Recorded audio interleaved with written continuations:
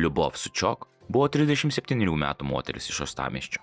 1996 metais, kovo 7-8 dienomis, moteris pradingo lyg į žemę. Praėjo savaitė, Liubov pusbroliai Sergejus Kaluginas ir Ivanas Peganovas pradėjo nerimauti, kur galėjo dingti jų giminaitė. Apie jokias keliones ar planus pusbroliams neužsiminė, tad jie nukeliavo į Sučiok namus. Ten rado jo sugyventiniai. Iš jo tikėjosi naudos. Nors žinojo, jog apart Butelaičio šitas veikėjas mažai ką mato. Tad ir informacija gauta gan menka. Sučiok išvažiavusi pas draugę į Kaliningradą. Pusbroliams toks paaiškinimas visiškai netiko. Tiek laiko išvykusi ir niekam nieko daugiau nepasakė, tik savo sugyventiniai. Tai nebuvo panašu į jų pusseserę. Kitas žingsnis buvo paprastas – keliauti į Kaliningradą patiems ir bandyti surasti giminaitę. Praleista nemažai laiko. Apklausinėta daug žmonių, patikrinta daug vietų, bet pusseserės nė pėdsako. Blogai, vadinasi, jie ne ten ieško. Reikia vėl grįžti į Klaipėdą ir ten tęsti paieškas. O čia pasisekė labiau. Pusbroliai sužinojo, jog Liubov kovo 7 dieną buvo Magnolijos bare su kažkokiu vyriškiu. Ir su juo išvažiavo mašina. Iš kur tas vyriškis? Reikėjo daugiau informacijos.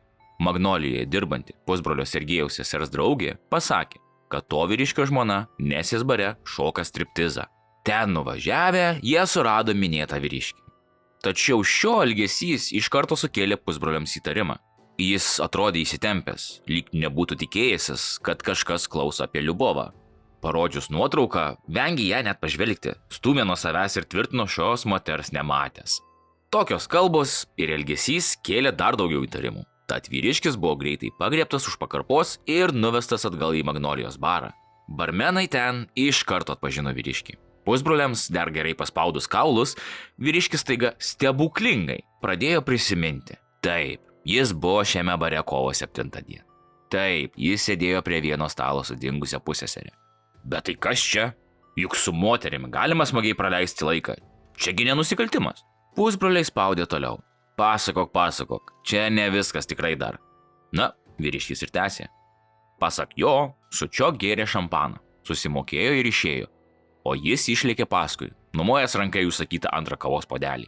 Lauke jį prisivijęs barmenas suspėjo paimti pinigus už kavą. Bet čia istorija ir baigėsi. Vyras dievagojosi, jog Liubov įsėdo į taksi ir tada kažkur išvažiavo jam nežinomais keliais. Gerai, gana įsisukinėti, pusbroliams jau trūko nervai. Tad jie gerai atgaivino vyriškio atmintį. Ir iš kairės atgaivino, ir iš dešinės atgaivino. O tada, jau visa atmintis vėl grįžo. Pasirodo, jokio taksi nebuvo.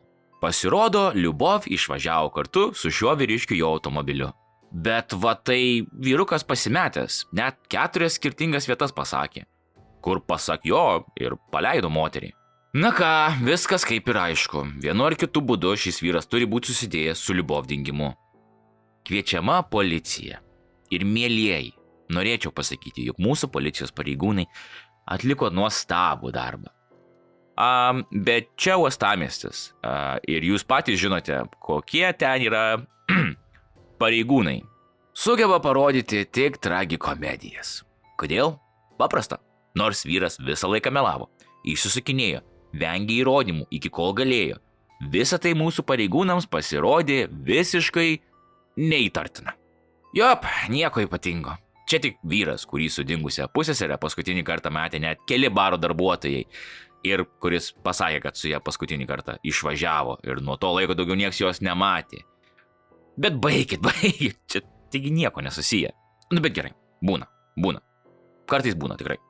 Juk mūsų pareigūnai tikrai neleis įtariamajam tiesiog, nežinau, išvažiuoti, nes ale jam reikia kažkur vaiką palikti.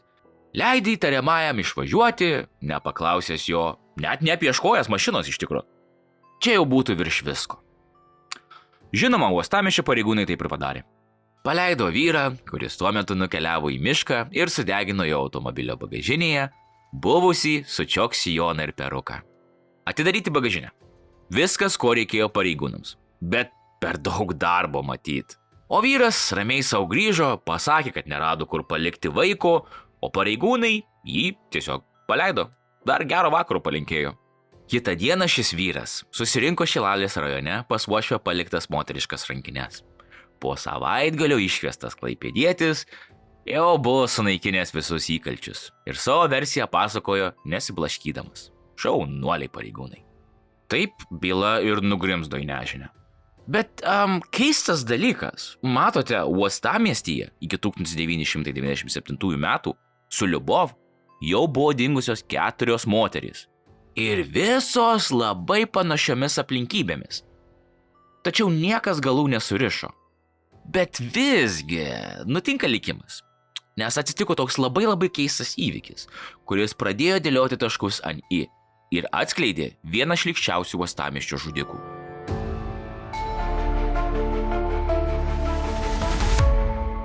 1995 metais Šilalės rajone gyveno toks Vaitiškevičius. Vyresnio amžiaus, turėjo sugyventinę, dirbo uosto apsaugoje. O kai nebuvo keista tais laikais, aišku, iš darbo vogė metalą.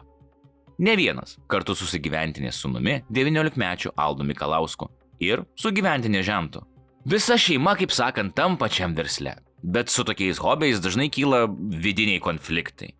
O vat sugyventinės ir jo santykiai buvo labai blogi. Dažnai prasidedantis kivirčai tiesiog baigdavosi muštynėmis, o ir policijai vienas kitą yra skundę tikrai ne kartą. Va ta sugyventinė, Regina Mikalauskienė, turėjo dukrą, su kurios vyru Vaitiškevičius ir vogė iš laivų metalą. Šio veikėjo vardas buvo Anatolijus Kiseliovas.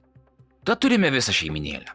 Sugyventinė su savo vaikais, dukros vyras ir sugyventinis. Problema ta, kad 1995 metų lapkričio mėnesį Vaitiškevičius tiesiog dingo, o į policiją atėjus Regina Mikalauskienė atsisakė pretenzijų dėl jo sumušimų ir pranešė, kad sugyventinis tiesiog grįžo gyventi į Klaipėdą. Tik čia buvo vienas toks įdomesnis dalykas. Matot, kaime žmonės šnekėjo, kad sugyventinį pradangino pati Mikalauskienė su Žentu, su tuo pačiu Anatolijum Kiseliovu. Bet negavę oficialaus pareiškimo apie Vaitiškevičiaus dingimą, Šilalės kriminalistai į kaime sklindančius gandus tiesiog nekreipė dėmesio. Ir vsio, kaip ir daugeliu atveju pas mus, tyrimas tiesiog baigėsi. Kol po pusės metų policija negavo 2 anoniminių laiškų. Juose buvo pranešama, kad Vaitiškevičių nužudė ir netoli kaimo esančiame durpyne užkasė Mikalauskienė su Kiseliovu ir jo sūnumi Mikalausku. Pradėjus vėl domėtis šiuo dingimu, paaiškėjo, jog Vaitiškevičiaus nematė nei tėvas, nei bet kokie kiti artimieji. Vaitiškevičiaus nematė nuo pat dingimo. Tad variantas, kad jis grįžo gyventi į Klaipėdą, buvo iškart atmestas. Bet su visais laiškais ir įrodymais ir nekompetitingu darbu prireikė Vaitiškevičiaus tėvo oficialaus dingimo pareiškimo, kad pareigūnai iš tiesų toliau tęstų savo darbą. Bet pagaliau, po tokių gerų policijos pastangų, labiau viską išsprendė anoniminis laiškas, bet nesvarbu, Mikalauskas, sugyventinės sūnus, buvo sulaikytas ir iš karto pradėjo pasakoti nužudimo aplinkybės. Kitą dieną Šilalės rajono policijos darbuotojai Klaipėdoje savo namuose sulaikė Kiseliovą. Apklausiamas žudikas ilgai nesispyriojo ir papasakojo, kaip nužudė Vaitiškevičių. Pasiskundus jaunesniajam Mikalauskienės sūnui, kad jį muša namo grįžęs girtas Vaitiškevičius, jo pamokyti į Šilalę išvažiavo Kiseliovas su žmona ir vyresnysis Mikalauskas. Prisigėrusi žmona liko miegoti mašinoje, o įėjęs į namo vidų, Kiseliovas netikėtai pagaliu apsvaigino Vaitiškevičių. O po to pasmaugė iš mašinos bagažinės pasimtą virvę. Aukos lavoną jie nuvežė į mišką šalia autostrados ir užkasė, o po galvą padėjo Bibliją, kurią Velionis mėgo cituoti. O kokie pagarbus žudikai. Nors tarp tokių žmonių, kas baisesnis monstras, buvo turbūt sunku pasakyti vis dėlto. Kiseliovui prisipažinus dėl Vaitiškevičiaus nužudimo, byla buvo iškelta ir prie to beveik neprisidėjusiam Mikalauskui. Ir nuo šito policijos sprendimo viskas pradėjo byrėti. Nes dėl to pyktelėjusi apklausiama Mikalausko motina prokuroriai užsiminė, kad Žentas yra prisidėjęs prie praėjusių metų vasarą be žinios dingusios klaipėdietis nužudimo. Taip, būtent tos pačios, mano jau minėtos Liubovos. Ir čia byla įgaus tikrai netikėtą pagreitį. Matote, visgi tie pareigūnai, kurie atsisakė apklausti Kiseliovą, kai jį buvo prigavę Liubovos pusbroliai, užsirašė kas ir kaip. Ir dabar, kai Kiseliovas buvo įtariamas ir ten, ir čia prisipažino žudęs, Pareigūnai užspaudė žudiką į kampą. Po kelių valandų trukusios apklausos Kiseliovas palūžo ir sutiko parodyti, kur užkasė savo auką – Liubov Sučiok. Prisipažinimas buvo detalus. Kas, kur, kaip, net paminėtas faktas, kad Sučiok buvo užkasta pusnuogė. Policija dabar atkasinėjo kapą žudiko nurodytoje vietoje. Ir kai pagaliau buvo atkastas lavonas, Anatolijaus Kiseliovo veidas tiesiog suakmenėjo. Jis nesugebėjo ištarti nė žodžio, net nemirksėjo. Bet tam buvo labai paprastas paaiškinimas. Moters palaikai buvo su rūbais. Anatolijus Kiseliovas nurodė ne tos aukos kapą, nes jis buvo iki tos dienos nužudęs ir užkasęs mažiausiai 3 moteris.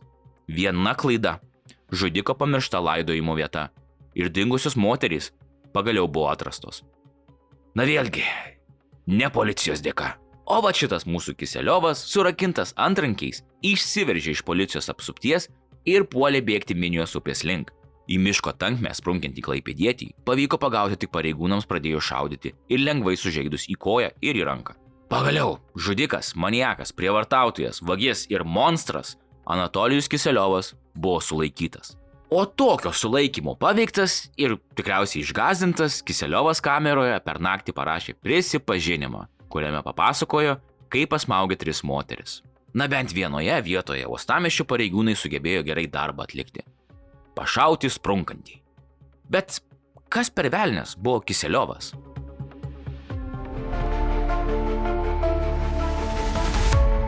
Anatolijus Kiseliovas 1994 metų naktį iš birželio 28 į 29 nužudė 42 metų Janiną Kadyrovą.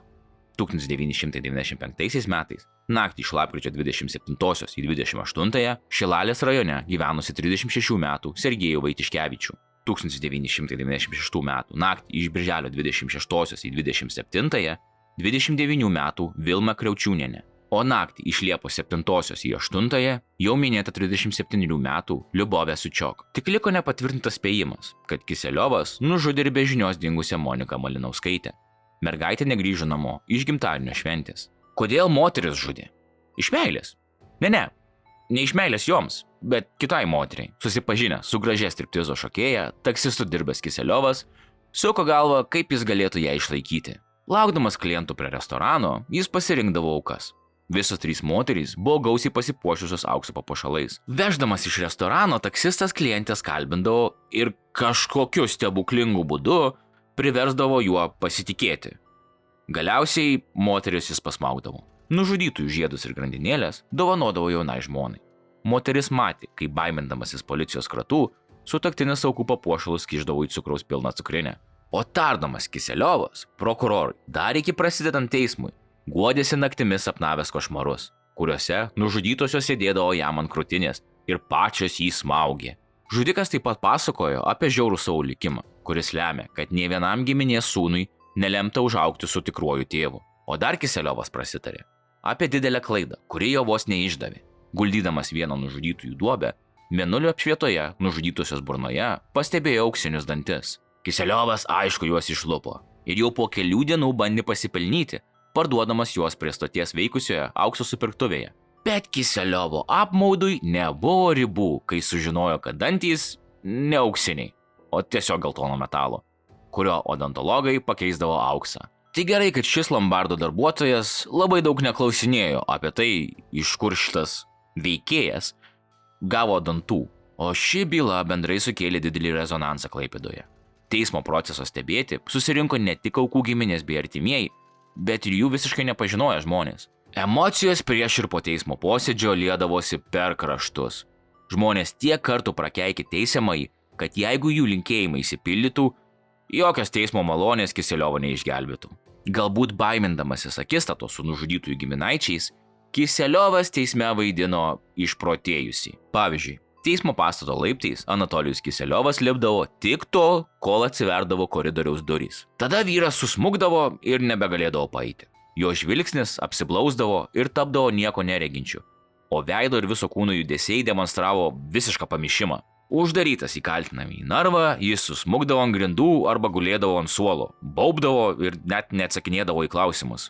Tačiau medikų apgauti jam nepavyko. Jie konstatavo, kad vyras imituoja ligą. o iš tiesų yra sveikas, gali suvokti, kas vyksta aplinkui ir suvokia savo veiksmų pasekmes. Labai juokinga, kai Kiseliovas vaidino tokį beprotį ir tada po poros dienų rašė skundus kalėjimui, kurie buvo rišlūs ir sąmoningi. Gal beprotystė taip greitai dingo? Tad Klaipėdos teismas Kiseliovui skyrė kalėjimą iki gyvos galvos. Bet 2017 metais Kiseliovas dar bandė veržtis į laisvę. Matot, Strasbūro žmogaus teisių teismas tada priėmė sprendimą, jog 25 metus bausmę atlikęs nusikaltėlis turi turėti galimybę į laisvę. Net tie labiausiai pasibjaurėtinus ir baisiausius nusikaltimus įvykdę asmenys vis tiek išsaugo savo asmeninį žmogiškumą ir gebėjimą keistis. Nors jų laisvės atimimo bausmės yra ilgos ir pelnytos, jie išsaugo teisę turėti viltį, kad vieną dieną jie išpirks savo kaltę. Šios vilties iš jų negalima visai atimti. Atėmus iš jų viltį būtų paneigtas esminis jų žmogiškumo aspektas ir tai prilygsta pažeminimui. Buvo rašoma teismo sprendime, tačiau niekas Kiseliovo nepaleido. Ir taip, kai vyko teismas, atrodo, kad niekas jo ir nenori paleisti. O aš labai tikiuosi, kad jis supus kalėjime.